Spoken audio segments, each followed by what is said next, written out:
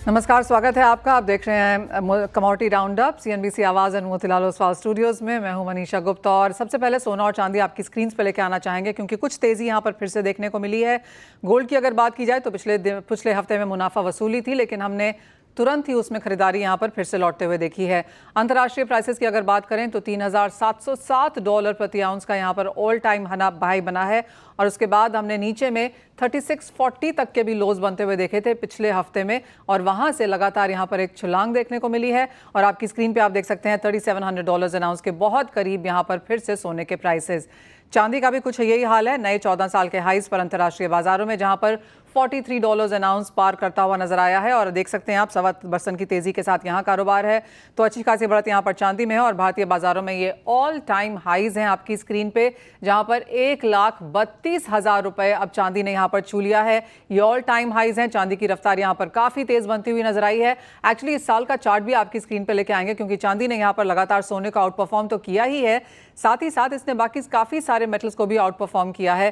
Platinum खाली यहां पर अब तेजी दिखाता हुआ नजर आया है, लेकिन चांदी जिस तरह से यहां पर चढ़ी है, 2% की तेजी भारतीय बाजारों में फिलहाल यहां पर बनती हुई। और हम चार्ट लेकर आएंगे आपकी स्क्रीन पे दिखाने के लिए कि पिछले 1 महीने, 3 महीने और 1 साल में किस तरह के गेन्स हमने यहां पर चांदी में आते हुए देखे हैं। लास्ट काउंट पे चांदी में करीब करीब यहां पर 48% की तेजी हमने बनते हुए देखी थी, तो क्लियरली चांदी पर एक नजर रहनी चाहिए क्योंकि चांदी ऑल टाइम हाईज पर है इंडियन मार्केट्स में।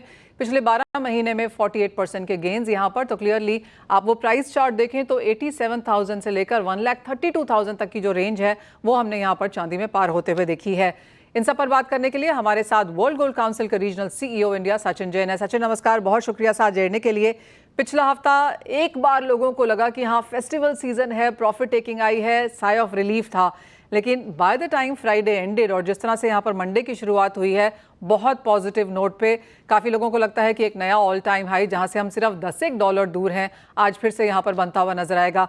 सबसे पहले आपकी सेंस सोने की इस मूव पर, एंड देन ऑफ कोर्स हम यहाँ पर सारे के सारे जो फंडामेंटल्स हैं वॉच करेंगे, लेकिन जिस तरह की प्राइस वॉलेटिलिटी, जिस तरह के प्राइस गेन्स यहाँ देखने को मिले हैं वो भी फेस्टिवल सीजन के बीच में, कैसे देखते हैं आप?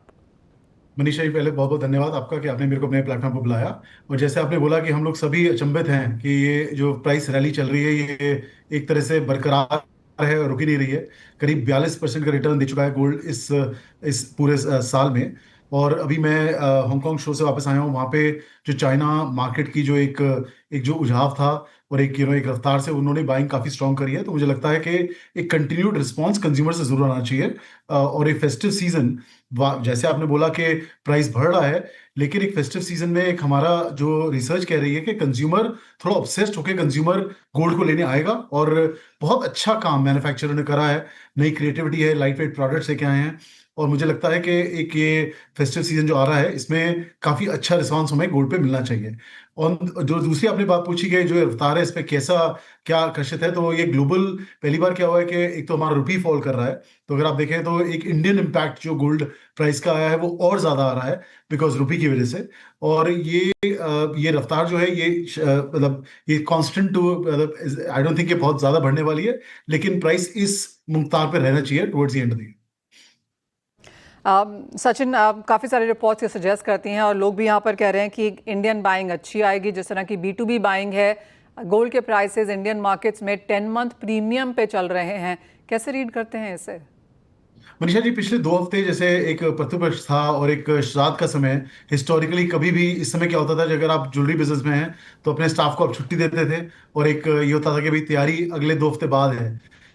इस बार क्या हुआ है कि हमारे बड़े शोरूमों में पर्टिकुलरली काफी अच्छा फुटफॉल रहा, काफी अच्छा बिजनेस ट्रांजैक्ट हुआ। जरूर वो जो कंज्यूमर है वो पिक आज जैसे नवरात्रि आज शुरू हुई है तो पिकअप आज ही करेंगे, लेकिन जो एक उत्साह के साथ कंज्यूमर फ्लोर पे थे वो बहुत ही अमेजिंग था। और पहले कभी हमने ऐसा नहीं देखा, पिछले कभी ऐसे सालों में श्राद्ध के समय पे फुटफॉल नहीं देखी। और ये पूरा इंडिकेटिव ये करता है कि एक ये भी बढ़ा हुआ था भाव के दिवाली के आसपास और प्राइस बढ़ जाएगा, उसको लेके कंज्यूमर काफी उत्तेजना से फ्लोर पे आए और हमने रिस्पांस देखा। इसी के मद्देनजर रखते हुए अगर आप अगले 2-3 महीने देखेंगे, हमारा अगेन ये सोचना है कि गोल्ड का अच्छा परफॉर्मेंस कंज्यूमर डिमांड पे होना चाहिए। आप कह रहे हैं कि consumer demand, retail demand in current prices में भी अच्छी देखने को मिलेगी। सचिन, बहुत सारे लोग ये भी कह रहे हैं कि even as prices are higher, this Diwali could be better in last many many years. इतना कॉन्फिडेंस कहाँ से आ रहा है? नहीं, कॉन्फिडेंस मनीषा, अगर आप देखें तो ये जो गोल्ड ने एसेट क्लास जिस तरह से परफॉर्म किया है, तो अगर आप दिवाली पे, जैसे हमारे ट्रेडिशनली दिवाली का मतलब होता है, और एक ये होता है कि सेविंग हो, एक फैमिली की वर्थ बढ़े, एक एसेट बढ़े, तो उसको लेके एक ज्वेलरी कंज्यूमर भी एक गोल्ड को एक एसेट क्लास की तरह से, मतलब इट्स ऑल कंबाइंड। अगर आप ईटीएफ भी देखें, एक कांस्टेंट हमने उसमें इंक्रीज देखा है ईटीएफ फ्लो में। सिर्फ जो हमने एक पॉज देखा है वो देखा है आरबीआई की बाइंग में, जो पिछले हम्म। कुछ समय से एक पॉज पे है। और हमारा सोचना ये है कि अगले क्वार्टर में जो चौथी तिमाही कैलेंडर की है उसमें खुलनी चाहिए। तो अगर वो परफॉर्म करती है तो काफी अच्छी तरह इसमें हमारे को ओवरऑल ग्रोथ देखने को मिलेगी। और जो दो दो सेक्टर हैं जिनमें काफी काम चल रहा है, वो एक तो प्रोविडेंट फंड रेगुलेटर और उनके साथ काम चल रही है। तो भी पीछे आपने सुना होगा कि एक वहां भी एक प्रोविडेंट फंड में भी ओपनिंग एक कॉन्वर्सेशन चल रही है कि शायद गोल्ड में इन्वेस्टमेंट अलाउ कर दी जाए। और सिमिलरली इंश्योरेंस फंड्स के साथ भी हम लोग काफी काम कर रहे हैं। तो देखिए उसमें कितना समय लगता है। हम्म। काफ़ी सारी पहल आपने यहाँ पर सचिन इस साल में करी है। कहाँ कहाँ पर ईटीएफ एक है जहाँ पर स्ट्रॉन्ग पुश हमने आता हुआ देखा है। आप एआईजीएस का आपने यहाँ पर लॉन्च भी किया है। हमने मार्केट्स में भी यहाँ पर बेहतर बाइंग आते हुए देखी है। कॉरपोरेट का जो पार्टिसिपेशन है यहाँ पर वो हमने बढ़ता हुआ देखा है। हॉल मार्किंग यहाँ पर आई है। तो जिस तरह से सोने में सडनली मार्केट ओपन अप होते हुए नजर आ रही है, अभी भी काफ़ी लोग बता रहे हैं कि शायद 20-22 आईपीओ पाइपलाइन में है जहाँ तक ज्वेलरी एज अ सेगमेंट है। किस तरह से इस मार्केट को अब ट्रांजिशन होता हुआ देखेंगे? मनीषा देखिए, सोना जो है मेरे हिसाब से अगर आप नए रूप में देखें तो सोना मेरे हिसाब से एक टेक्नोलॉजिकल प्रोडक्ट की तरह बिहेव करेगा। सोना एक बहुत एक कंटेम्प्रेरी एसेट क्लास की तरह बिहेव करना चाहिए। और वर्ल्ड गोल्ड काउंसिल में हम काफी काम यही कर रहे हैं कि इंडस्ट्री रिफॉर्म हो और एक फ्यूचर के लिए रेडी हो। इसमें पहली बात ये होती है कि ट्रांसपेरेंसी, कि आपका जो सोना है, जो बताया जा रहा है वो है ऑथेंटिकली, वो फंजेबल हो, वो एक्सेसिबल हो। तो इसलिए डिजिटाइजेशन ऑफ गोल्ड पे भी काफी काम चल रहा है। लेकिन जैसे आपने मेंशन किया, एसआरओ हमने शुरू किया आईएचएस के नाम से, India association for gold excellence and standards. इसका पहला मुद्दा यही है कि हम ट्रांसपेरेंसी लाएं बिजनेस में, और एक कंज्यूमर को और एक सरकार को अपने बिजनेस में कॉन्फिडेंस लाएं। जैसा आपने मेंशन किया कि आईपीओ आ रहे हैं, हमारा बिजनेस काफी अच्छा बिजनेस है, बहुत अच्छा बिजनेस है।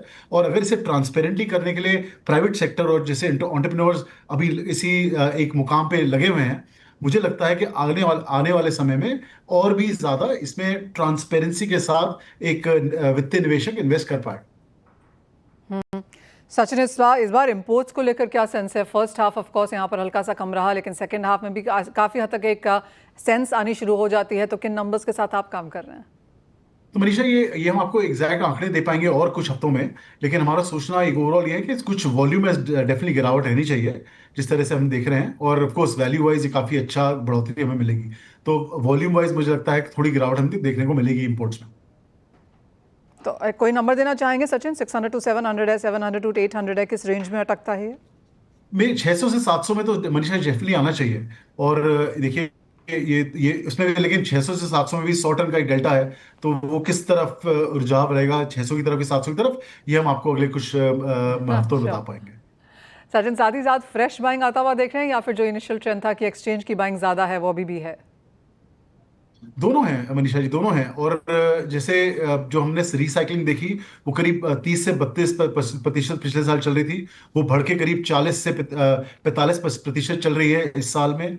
और इंटरेस्टिंग बात यह है कि कंज्यूमर जो है वो गोल्ड से एग्जिट नहीं हो रहा, वो गोल्ड के साथ गोल्ड ही ले रहा है। और ये बहुत अच्छा एक वो है कि आप गोल्ड के नए डिजाइन ले रहे हैं, और एक उस हिसाब से एक मॉडर्न तरह से आप गोल्ड पहन पा रहे हैं, जो एक अच्छा एक ट्रेंड है। और जो ये ट्रेंड मुझे लगता है कि काफी स्ट्रांग है कि कंज्यूमर गोल्ड से एग्जिट ना करके गोल्ड के प्रति गोल्ड ले रहा है, और ये ट्रेंड कंटिन्यू रहने वाला है। हम्म। सचिन, आप जस्ट कमिंग ऑन कैरेटेजेस येट अगेन, और अब तक थोड़ी सी क्लैरिटी मार्केट्स में आ गई है कि कुछ ज्वेलर्स ने हमें ये बोला है कि वो 18-14 में जा रहे थे लेकिन कंज्यूमर नहीं ले रहा है, तो वो वापस 18-22 पे यहाँ पर अब जा रहे हैं।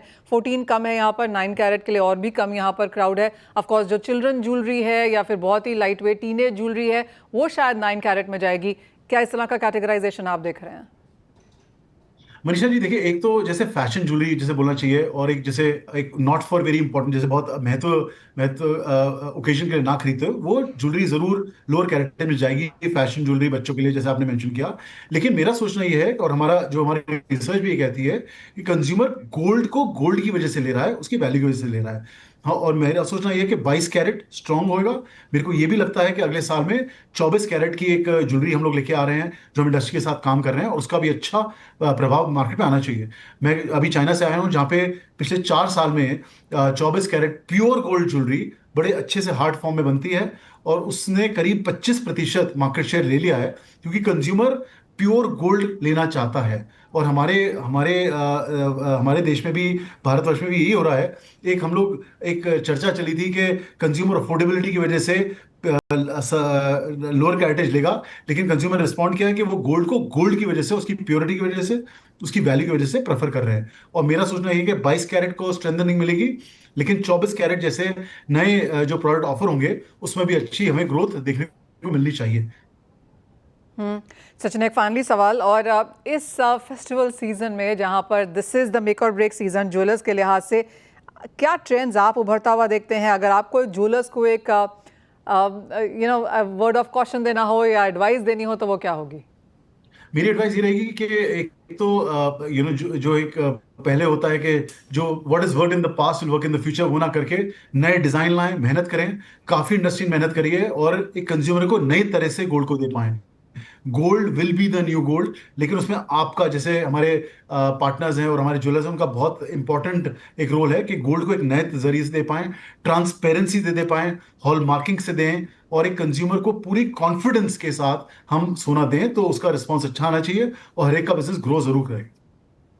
पॉइंट टेकन सचिन, बहुत शुक्रिया हमारे साथ जुड़ने के लिए। और आज ऑफ कोर्स नवरात्रि का पहला दिन है, और जैसे सचिन कह रहे हैं कि होप्स यहाँ पर काफ़ी स्ट्रांग है, कंज्यूमर कॉन्फिडेंस काफ़ी स्ट्रांग है। इन्वेस्टमेंट के तौर पर हम यहाँ पर देखेंगे सोना बनता हुआ, और डिज़ाइन क्लियरली यहाँ पर हीरो रहेगा आगे जाकर टेक्नोलॉजी के साथ साथ when it comes to gold buying in India. Sachin, as always बहुत शुक्रिया साथ जुड़ने के लिए, and thank you for analysing that.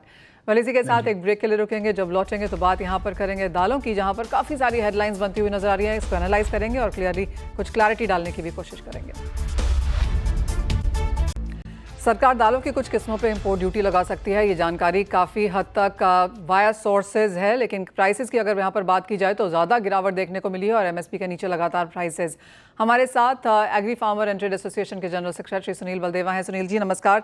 सबसे पहले तो किस तरह से आप ये खबर देखते हैं, क्योंकि काफ़ी समय से ये जारी है कि यहाँ पर सरकार इंपोर्ट ड्यूटी लगा सकती है, मिनिमम इंपोर्ट प्राइस है, क्वांटिटेटिव कुछ यहाँ पर कैप्स लग सकते हैं। एज ऑफ नाउ कुछ हुआ नहीं है, लेकिन जिस तरह से दालों के प्राइसेस लगातार यहाँ पर गिरते रहे हैं, एमएसपी के नीचे हैं, आपकी क्या सेंस है? मनीषा जी, जैसे आपने कहा, ये केवल जानकारी आती है, लेकिन जब तक नोटिफिकेशन नहीं आता, स्टेट जो है किसी भी बात पे विश्वास करना ज्यादा कठिन हो गया है। क्योंकि एग्रीकल्चर मिनिस्टर भी इसके लिए रिकमेंड कर चुके हैं, वो consumer affair minister Shri Prahlad Joshi भी इसके बारे में स्टेटमेंट दे चुके हैं, लेकिन शायद हाई अथॉरिटी में इसके बारे में कोई फैसला नहीं हो पा रहा है। तो मुझे लगता है कि जब तक कोई नोटिफिकेशन नहीं आया, इसके बारे में स्पेकुलेशन नहीं है। हाँ, ये बात जरूर है कि सरकार मार्च 2026 तक सब चीजों को खोल रखी है, फिर भी इसके ऊपर पैनी नजर रखी हुई है, और उसके ऊपर मीटिंग्स भी हो रही है कि क्या इस पे ड्यूटी लगा देनी चाहिए क्या, या फिर जो एमओयू हो रखे हैं अफ्रीका कंट्रियों के साथ में, उसके ऊपर हमें आगे एक्सटेंड करना चाहिए या नहीं करना चाहिए। इसके ऊपर मैं इतना जरूर कहूंगा कि बैठकें हो रही है, शायद कुछ आउटकम दीपावली बाद आए, ऐसा मेरी उम्मीद है। मैं एक्चुअली सुनील जी आपसे वही जानने की कोशिश कर रही थी, क्योंकि त्योहारों के दौरान दिवाली तक तो मुश्किल है ऐसा कुछ आएगा। मनीषा जी, वैसे हमें ये बात समझनी होगी कि इंटरनेशनल मार्केट को पल्सेस की जहाँ तक बात करें, हम ही ड्राइव करते हैं। यदि हम माल लेंगे तो डेफिनेटली वहाँ पे बाजार बढ़ेगा, और हम माल नहीं लेंगे, ड्यूटी आएगी तो वहाँ बाजार घटेगा। आपको याद होगा कि 2 साल पहले हम स्ट्रगल कर रहे थे, क्योंकि इंटरनेशनल मार्केट में माल नहीं था और इंडिया में बहुत ज्यादा शॉर्टेज थी, तो हम स्ट्रगल कर रहे थे अफ्रीका कंट्री से तुअर मंगा सके, बर्मा से तुअर मंगा सके। इसके लिए हमने सरकार के साथ कई बैठकें भी की थी, और फॉरेन मिनिस्ट्री को भी इसमें इंटरवेन करना पड़ा था, तब जाके माल आने में कुछ माल आ पाया था। तो हमें ये समझना होगा कि हम केवल ड्यूटी लगा देंगे इसी से तेजी आ जाएगी, ऐसा नहीं होता है। अभी हम यदि बात करें तो इंटरनेशनल मार्केट में करीबन 90 लाख टन माल जो है वो इंडिया आने के लिए तैयार बैठा है। यदि हम ड्यूटी नहीं लगाते हैं, तो यदि हम 50 या 60 लाख टन माल इंपोर्ट कर लेंगे, तो इसमें 2 बातें हमें रिवर्स होगी। एक तो हम जो 2030 तक आत्मनिर्भर बनने की बात सोच रहे हैं, तो मुझे लगता है कि 2025 में हमने रिकॉर्ड इंपोर्ट किया, 2026 में हम उससे ज्यादा इंपोर्ट करने की तरफ चले जाएंगे। नंबर एक बात। नंबर दो बात, यदि अक्टूबर में बिजाई का टाइम है, यदि हम अक्टूबर में त्योहारी ये सीजन या फिर कोई इलेक्शन देख के हम इस पे डिसीजन नहीं लेते हैं, तो यदि अक्टूबर पे यही भाव रहते हैं तो चना, मटर और मसूर, इन तीनों की बिजाई पे डेफिनेटली फर्क पड़ जाएगा, जो आगे जाके हमें वापस डिपेंडेंट बना देगा बाहर की कंट्रियों पे। तो हम उनके भाव पे फिर खरीदने को मजबूर हो जाएंगे, जो 2 साल पहले हुए थे। 2 साल पहले कोई इंटरनेशनल मार्केट में कमी नहीं थी दालों की, लेकिन चूंकि इंडिया को माल चाहिए था, इसलिए उन्होंने भाव बढ़ा दिए। आज जो जो जो जो जो एक बात और बताना चाहूंगा कि जो अफ्रीका कंट्री 2018 में हमें $500 में तुअर दे रही थी, 2021-22 में हमें वही तुअर जो है $1200-1300 में लानी पड़ी, और आज वापस वो $510 में बिकवाल है। हमारे यहाँ लेवाल नहीं है, इसलिए वो केवल बिकवाल है। तो हमें इस चीज को समझना होगा और इस चीज का हमें अपने देश के लिए फायदा उठाना होगा कि जब हम प्राइस को ड्राइव कर रहे हैं, हम ड्राइविंग सीट पे हम हैं, तो हमें ड्यूटी कब लगानी है, कब हमें हटानी है। सुनील जी, जैसे आपने कहा ड्राइविंग सीट पे हम हैं, और अगर पिछले 1 साल अगर देखा जाए तो तुअर, चना, मूंग, उड़द सभी में यहाँ पर 15 से 20% तक की गिरावट देखने को मिली है प्राइसेस में। एमएसपी के तो बहुत नीचे। जिस तरह से लगातार एक पुश है सेल्फ सफिशिएंसी का, मेड इन इंडिया का, बाय इंडियन का भी यहाँ पर काफ़ी हद तक इंडियन मार्केट्स में ज़रूरत है, इसीलिए चीप इंपोर्ट शायद हो रहा है। लेकिन सुनील जी, अगर ड्यूटी लगने से ही यहाँ पर मैंडेटरी भाव बढ़ते हुए नजर आएंगे या इंपोर्ट्स कम होंगे, या फिर आपको लगता है कि इंडियन इंपोर्टर्स को, इंडियन बायर्स को इन सम सेंस यहाँ पर कुछ चेंज करना होगा? नहीं, मुझे ये लगता है कि अब यदि ड्यूटी लगती है, देखिए पहले हमने केवल मटर पे ड्यूटी लगने की बात करी थी, उसके बाद हमने चना और मसूर पे एक नॉमिनल ड्यूटी की बात करी थी। लेकिन अब आपको ये समझना होगा कि नॉमिनल ड्यूटी से भी बाजार नहीं संभलेगा, क्योंकि वहाँ यदि आप ड्यूटी लगाने जाओगे 20 या 30%, चने की ड्यूटी आप 30 करते हो, मसूर की 30 करते हो या मटर की 30 करते हो, तो वहाँ ऑलरेडी बाजार गिर चुका है और भी गिरने की उम्मीद है। जैसा मैंने बोला, 90 लाख टन माल जो है वो इंटरनेशनल मार्केट में तैयार है इंडिया आने के लिए, जिसमें मटर, चना और मसूर तीनों चीज हैं।